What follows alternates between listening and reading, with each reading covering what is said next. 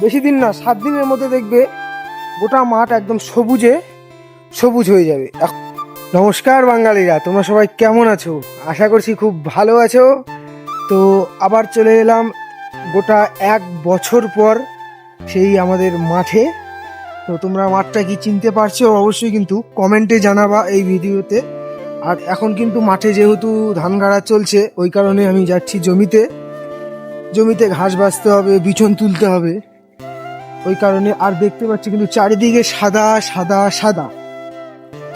তোমরা দেখবে আমি যে ভিডিও এখনো আপলোড করব, কটা দিন যেহেতু মাঠে কাজ আছে, তো প্রতিনিয়ত আমার কটা গ্রামের মাঠের ভিডিও কটা আপলোড হবে। তো দেখবে এটা বেশি দিন না, 7 দিনের মধ্যে দেখবে গোটা মাঠ একদম সবুজ হয়ে যাবে। এখন যেটা দেখতে পাচ্ছ অর্ধেক সবুজ, তো সেগুলো হয়ে যাবে একদম পুরোপুরিটা গোটাটাই সবুজ।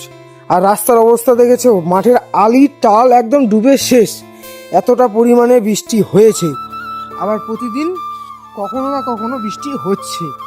তাহলে এইভাবে যদি বৃষ্টি কন্টিনিউ হতে থাকে, তাহলে কৃষকরা কি করবে? তোমরা অল্প বলবে কমেন্টে। বুঝতে পারলে বাঙালিরা? টাটা, দেখা হচ্ছে নেক্সট ভিডিওতে। মাঠে আমি কি করছি না করছি তোমাদেরকে সম্পূর্ণ ভিডিওটা দেখাবো।